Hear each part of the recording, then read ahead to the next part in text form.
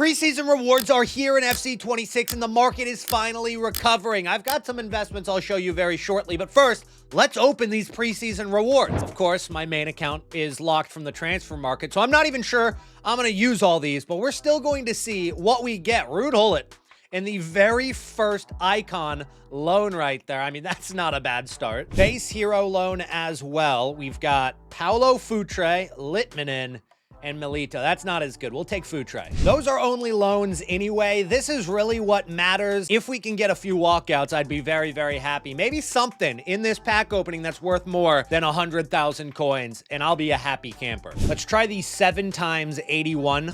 There's a walkout. Who do we got? Striker.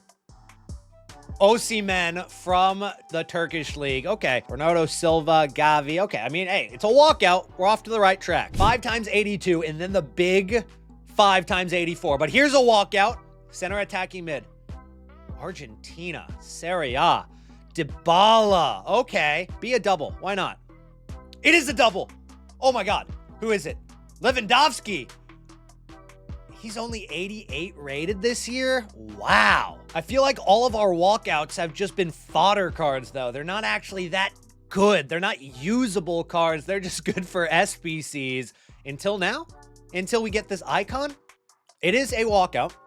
At the very least, it's a walkout. 88 rated. It's not a double. Now let's hop into the market and talk about how we can make some coins. What's the most important thing in FC26 Ultimate Team? It's coins. And where can you get the cheapest coins? At Loot Bar. It's the cheapest and it's the safest coin trading platform on the entire market. It's 10% cheaper than all the other platforms. And if you use my code Nitro, they're going to give you an extra 8%. And if that's not enough percent, they're going to give you 5% more coins than what you even paid for. Loot Bar has quick delivery within a half an hour. Big creators use it, and it also has great reviews. Don't forget code Nitro at checkout. The transfer market in FC26 Ultimate Team is finally back on its feet, and it's rising like a lot. It's been a great day on Tuesday, Wednesday morning to sell our investments over the course of the last 12 to 24 hours, but we can't just ignore the fact that we just endured one of the worst market crashes that we've ever seen this early in Ultimate Team history, and I think that can be attributed to the fact that EA Sports continue to drop promo packs at the same rate that they have been over the last couple of years, but people don't have the buying power. They don't have the amount of coins from rewards that they have been over the last couple of years, and it's made it harder for a lot of the market to stay up in price. Now, nonetheless, we are able to make coins throughout this. We did lose some coins on those Ekitikes that we talked about a couple episodes ago, but we were able to manage those losses because we got those cards for about 6,000 to 6,500 coins with the Hunter card on it. And then when they went down to about 5K, we didn't panic sell. They recovered to about 5.7. We sold them for 6K with the Hunter cards on them, and we only lost about 500 coins per card after tax. So it's about managing those losses and making sure that your losses aren't as bad as what they could be, even if you mess up an investment, which I, of course, did. Like that Ekitike, it didn't work out whatsoever for me, and I lost some coins. But we were able to make it back because this Joao Neves ended up being a great investment. But take a look at this market overall, guys. I mean, look at that. Obviously, last Tuesday was a great time to sell cards as well. You can see that, Sunday and Monday was pretty low, but the market settled down after it was dropping so hard between Friday, Saturday, Sunday. It finally stopped dropping so hard. And then Monday was the overall low point, and then Tuesday was a great sell time. But this week, you can see that even though the market started dropping on Thursday, it continued to drop on Sunday and Monday even lower right there. And now we're seeing that, rebound on Tuesday, but it has been bad. Everything on the market has been going down quite a bit, but that Joao Neves is just one example that I was trading with. It kind of did this for the entire market. This card got so low in price after it had already dropped. Of course, it was in packs starting on Friday the 10th. Right there, it goes back into packs. It crashes back down to 22K. It crashes all the way down to 16K. It crashes down to 13K. And honestly, I thought that was about to be the low point, and then it went even lower. And when it went even lower, it went all the way down to 8,800 coins. I got a lot of them for about 9,200 to 9,500, so I didn't get at the low point. But when it went down that low, I was like, it can't. surely go any lower, especially since we're going into Tuesday. So I bought up as many of those Joao Neves cards that I possibly could, and I've been selling them over the course of the last 12 hours. Some of them maybe I sold a little bit too early there, but good profit nonetheless. We're making like 3,000 coins on average per card on those Joao Neves. But I made a new investment. I've picked up these Pickfords. I've got about 6 of these Pickfords that we got for about 25,000 coins on average. He is 25,000 coins right now, and I genuinely just would not go over that. I'm not going to spend a single penny over 25,000 coins. I'll even try to get them for maybe 24 because 25 is risky as it is. But I do like that Pickford just because of the fact that over the last couple of days, he's peaked at like 29K a couple of times, 28,000 coins right there. And then he comes back down to 25. So if you're able to get him in that low point of the swing, I think it's a good buy. But when we look at Grealish links, of course, there's a lot of Premier League links that you could go with, but there's not a lot of Premier League plus English links that are like usable, but cheap enough. Like there's Cole Palmer, of course, there's Bukayo Saka's gold card, but I just don't think that those cards, given the fact that their in packs are going to rise quite as much as cards that are out of packs like Pickford and Yates. But again, it's still a little bit of a risk with these investments because that Grealish, if he can play center attacking mid, I think would be a great SBC that a lot of people like to do. But if it's only a left mid, left wing like his normal card is, I just don't see a card that only has like 80 pace or 82 pace going up a lot if it can only play left wing. So those complement link investments are still risky because they would drop if this SBC sucks. We're also getting this Florian Thauvin Player of the Month SBC this week. Now, I'm not expecting this to shake the market too much because it's an 83 pace striker, and the last time we saw that, it was Jean-Philippe Mateta, which came out a couple days ago. Now, I know that these are different cards, but it only got a 60% upvote, and with a card stat like this, with the Mateta, having 87 shooting, 83 dribbling, 90 physicality on that card, and a 5-star weak foot, I thought that this Mateta would have had like 95% upvotes at a 25,000 coin price, but it hasn't. And so that Florian Thauvin honestly might not even be that crazy of a card that really shakes the market up. But there is one card that is going out of packs on Friday that could rise into the hype of going out of packs, but then also rise because of a link to that Florian Thauvin, and that would be Desiree Doué. This card's going out of packs because he's going to be in ratings reload next week, so his gold card could honestly be a decent shout. That card right now is going for 15,000 coins. I probably wouldn't even spend that much. You might be able to get cheaper on Wednesday because you can see that card actually did go down during the lowest point of the market crash, which is like Monday night, Tuesday morning right here, 12,500 coins. So he's rebounded similar to that Joao Neves card, going up about 2,500 coins. So I don't know if I would even spend 15K, but it is a card to keep on your radar. And if we don't get that Florian Thauvin SBC until like Friday, that would be like perfect because this card you could be able to get and sell into the hype in like, you know, Friday morning. That would be perfect time to sell. But again, it's all about selling into the hype. Even for cards like that Pickford that we did invest in earlier, this Pickford right here, this is a card that I'll probably sell into the hype as well. I'm not even going to wait until that SBC drops for Grealish. I'll probably wait and see when it's going to drop, and then we'll get that notification, oh, that Grealish is coming later today by like FIFA Trading Romania or one of the leakers, and then I'll just sell into that hype. I'm not even going to wait for that SBC to drop most likely. So I just want those coins guaranteed rather than taking the risk on it being a really bad SBC and then ended up losing coins because of over investing. There's also a couple other ratings reloads cards that are going out of packs on Friday, like Yildiz right there. Messi is also going out of packs, and we're going to have more leaks over the next 24 hours, so tomorrow's video will have more of these. But if you wanted to buy like a gold Messi and sell that for profit, I think selling into the hype is going to be better because these cards have been in packs for 5 weeks now. And we saw it last week with the failed Ekitike trade that the card going out of packs doesn't automatically mean it's going to go up in price anymore. When a card's only in packs for a few days or a week or 2 weeks,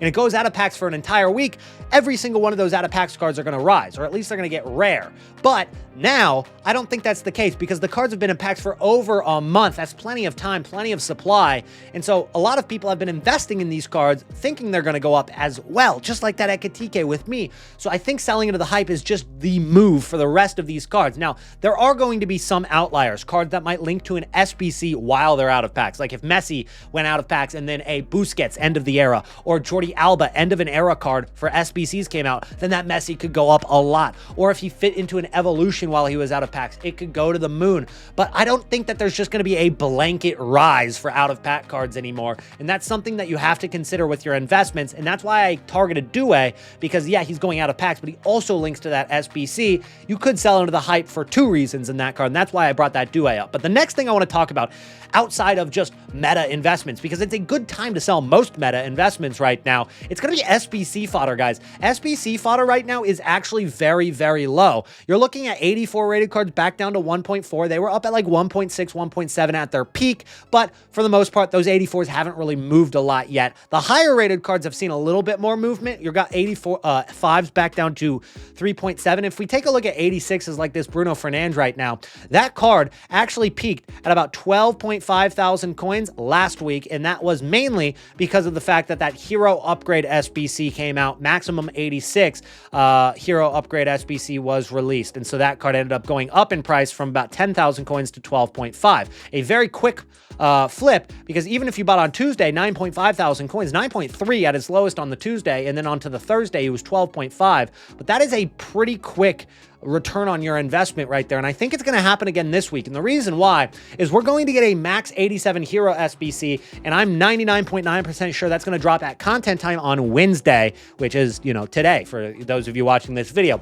So that's going to come out at 6 p.m. UK content. And I think we're going to see a rise that we saw last week on a lot of those cards. Now, 87s were targeted last time because when you did that 86 rated squad, you needed to have an 87 rated card in that team at least. Now, of course, it was probably pretty hard to do it without an 87 or 88 in the team anyway.